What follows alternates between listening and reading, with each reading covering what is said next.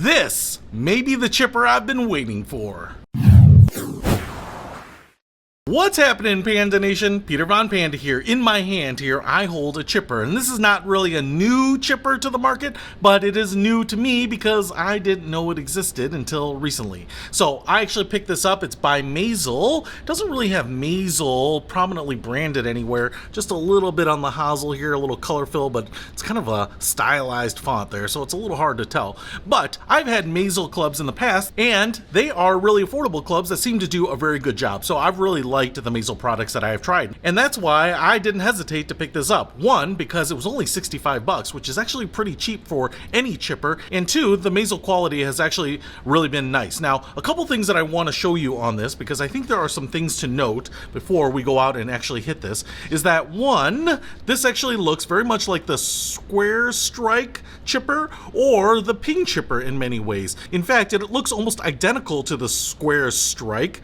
It's a mouthful to say that, but what's different here is that this area that is painted black, I also think it comes in a green, is actually just painted metal here. So in the square strike chipper, this is all hollowed out, and the piece here is actually a plastic insert, which you can actually pop out. Now, that actually is probably intentional because that allows them to put the weight down here, and in here it's just for looks, and so there's no weight. In the Mazel here, because I think this is all cast in there and just painted black, there's actually some weight that's a little higher. I wouldn't be surprised if the center of gravity is maybe just a little higher in the face than the square strike, but I think at these speeds, it's probably not a big deal. I definitely like this. I have said in the past that the paint edge here is not as sharp as it could be. I don't even know that they'd have to paint this, to be honest. If I owned a sandblaster or soda blaster or something, I'd probably just remove it. You can probably remove it with some paint thinner, something like that, because I don't even know that it needs to be, but helps keep reflection down. You can see a little bit of a stylized shape there on the toe. We have actually some pretty decent bounce. This is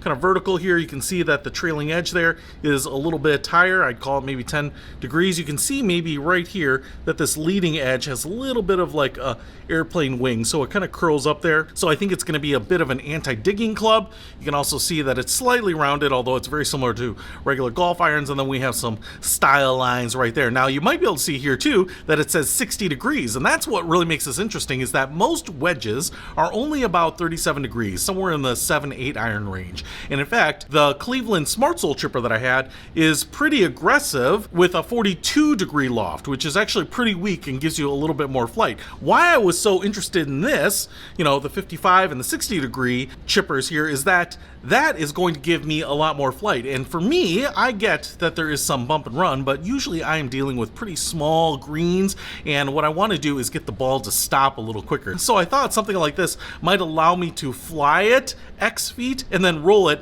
only half X, right? So it might allow me to fly this 20 feet and then only roll out maybe 10 feet, which would be better for me on very small greens. So some of the courses I play have some very, very modest greens, very, very small. So I was really excited about checking this out. Now, I will say I do have a 60 degree wedge in my bag. I have the Adele SMS wedge. It's a very good wedge. I actually don't have really a lot of problems playing it, but I thought something like this with a lot of weight down here, 300 plus grams, something that is a little more upright, I think 70 degree lie angle here, so very much like a putter, would give me so much control I wouldn't have any of the variations that I might have with a wedge. So we'll see.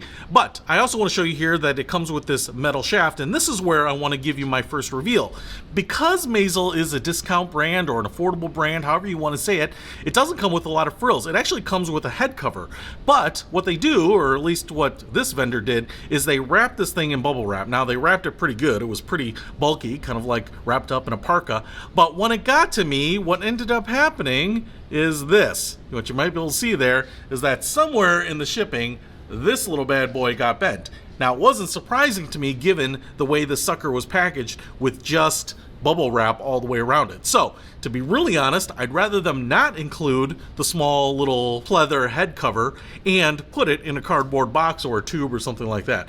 Steel shaft, obviously, but I'm going to have to reshaft this one. Not a big deal for me because I do that quite a bit, but if you have ordered this and you don't have that capability and you get this, you'd probably be reaching out to Mazel, and I kind of feel like their packaging could be improved so that they don't really have any of these issues, and in the long run it would probably save them money. As you can see here, we have a Mazel grip. I haven't even unwrapped the plastic around the grip. It looks like your standard rubber golf grip, but since I have to take the shaft out, there's no point in even unwrapping that. So what I am going to do now is go ahead and remove the shaft, put in one of my favorite shafts, the steel fiber 125 gram shaft here, grip it, trim it to my preferred length. It says 35 inches here as standard, and then we will go and hit some golf balls with this and see if this is the wonder club that's going to drop balls off the rough into the hole. It doesn't promise that, but I feel like that's implied, you know? Let's get this thing fixed and on the course. And before I go ahead and reassemble these, I thought I would just compare this to my Cleveland Smart Soul chipper head here. That's more like an 8-iron, but it's kind of weighted like a wedge, 314 grams. And then if I take the Mazel here and put that on, what we get here is 328 grams. So I actually like that, 14 grams heavier. And that would make sense that it's heavier because it's going to act more like a lob wedge. But to me, I just like having more weight on the head anyway to cut through the rough, to pace myself, all of those things. So I'm actually excited about that. Pretty heavy little head.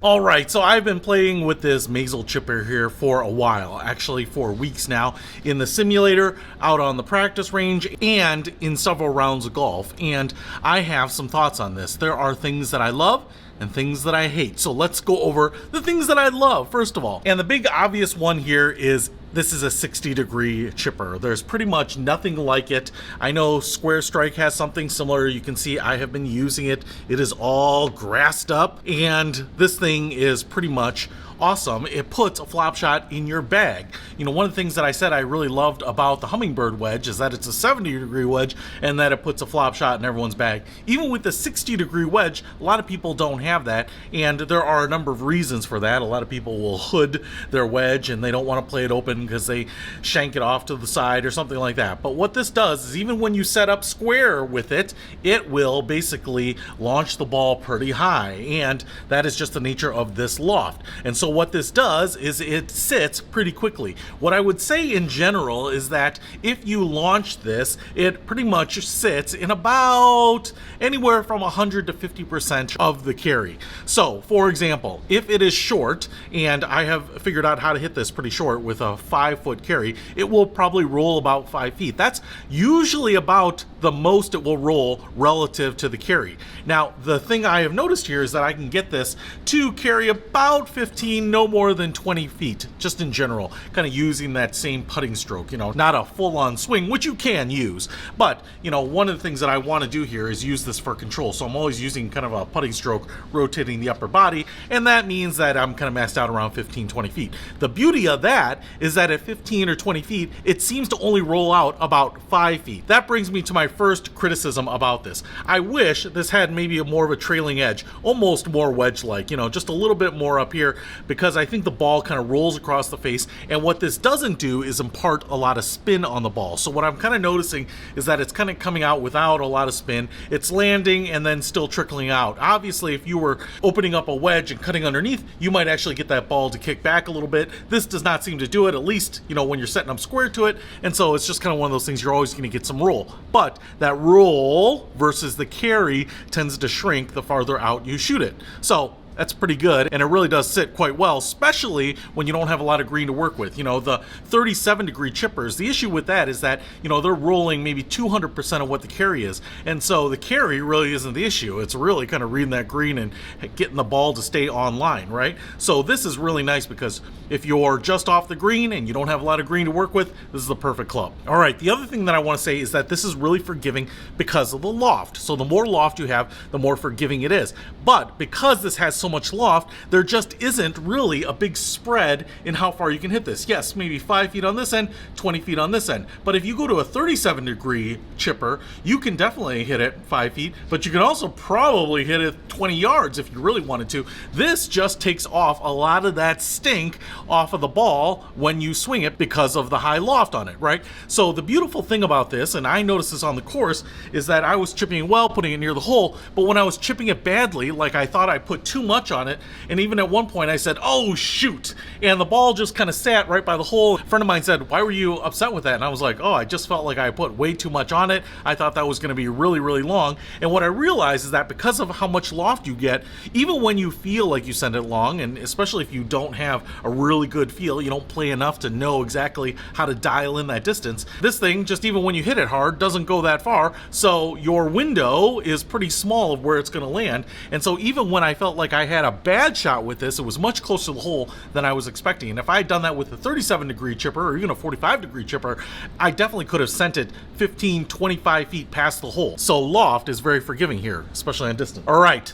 That brings me to the third thing that I really love about this, and that is playing through thick rough. And obviously I have been playing this in the grass primarily. Now, the reason is because it has so much more loft, you can put more spin on it. You can actually pull the club farther back and then hit through it. And because it won't go that far, the extra speed on that club is going to help the club head speed stay consistent through the ball, even if you're in deep rough. So one of the problems I have with these strong lofted chippers is that in deep rough, if it's sitting down a little bit, maybe the grass is a little wet, maybe it's hard to see how long it is, maybe it looks like it's toughed it up, but the ball kind of settles when you go at it or whatever it might be, it's just not as forgiving. That ball might launch, or it might launch high, or it might launch long. Those kind of chippers require you to really have your speed dialed in, and if anything irritates that, if anything stops that like the rough, or maybe you don't catch as much rough as you think, you can easily be long or short. With something like this, you can take a larger swing, really go at it more, and be more consistent on this, and take out the variable of how much that grass is going to grab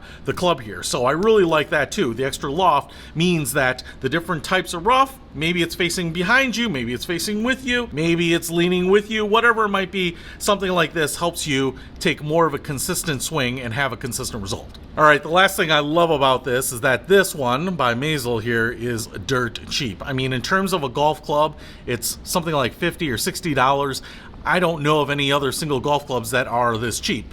That being said, as I showed you, there were some issues with the way it ships because it's so cheap. And in this case, I put a steel fiber shaft in here and a rubber grip, no taper grip. I really like that, and I've been playing with this, and I would have reshafted it anyway. But for some of you, a lot of you that don't want to do that, you just want to order a club and get it and play it out of the box, just kind of keep in mind that you may be doing a bit of a customer service request to get the club replaced because of the shaft. Hopefully you never have that problem, but in my case I did. But the cost on this, even if it was just for the head, is unbelievable. That's a really, really good price, especially with some chippers like the Pings that are over $100 and the Cleveland over $100. So something like this gets you, I think, a heavier head.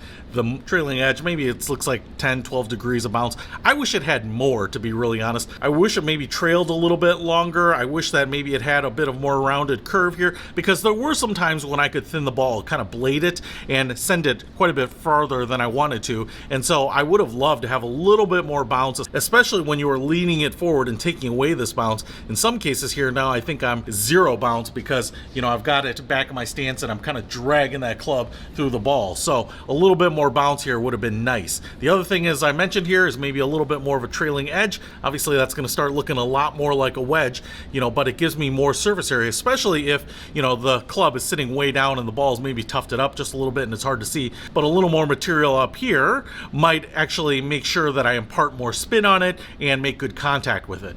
All right, that being said, I feel like I'm describing more of a 60-degree wedge than anything, and that's what the last concern is for me, is that this tends to be pretty similar to my 60-degree wedge. It has some advantages for sure, and I feel like when I pull this out of the bag, the results are more consistent for me than with my 60-degree wedge. There are a couple reasons for that. One, it's shorter. It's almost 4 inches shorter than my wedge, and this line angle I think is 6 degrees more vertical, right? So what I'm doing is I'm standing closer to the ball, more over it. I can use my putting stroke. I don't have a lot of extra shaft so that I'm gripping down on the club like I would on my wedge to mimic the short shaft here, and sometimes I run out of grip down here. So I've got the club and the grip right where I want them. I'm over it. I can just use a standard putting stroke, and man, the results speak for themselves. It is pretty awesome. But for me, I can replicate that, maybe not quite as consistently as I can with this, but maybe 80-90% of it. And so what I tend to do, and I think a lot of people tend to do, is you increase the lie angle, right? So now I'm kind of putting toe down, heel up, making this more of a 70-degree lie angle, and then choking down and kind of turning my 60-degree into this. But this does have more weight in the head than my 60-degree wedge, which is really nice and makes me feel like I don't have to muscle it as much with my shoulders and my wrists and my arms. This kind of feels like the head is doing more of that work. So there are some advantages. If you have space in your bag, maybe you carry 13 clubs, maybe you're going to drop that 3-wood because you never hit it right. Whatever. If you have space, something like this is really awesome. Even though it's really close to my 60-degree, I will tell you what, there's a lot of times that I'm pulling out my 50-degree and putting this in the bag instead because I know that I'm going to be doing a lot of work around the green, especially on golf courses with very small greens, and I'm not going to hit many in regulation, but I might be somewhere close sometimes in the rough with not a lot of green to work with. So in that case, tight courses, small greens, lots of rough, this little guy is my absolute favorite companion. So I really, really dig this. It's not in the bag on every round, but for the golf courses that can benefit from this, I absolutely must have it. That's why it sits right next to the bag all the time. So hey, if you are looking for a cheap chipper that sits a lot more than the other bump and run chippers, I think you're going to like this Mazel, and I'll put a link to it in the description below. Peter Von Panda, out. We can discover more and explore so much deeper. We can live better than ever thanks to Peter Von Panda.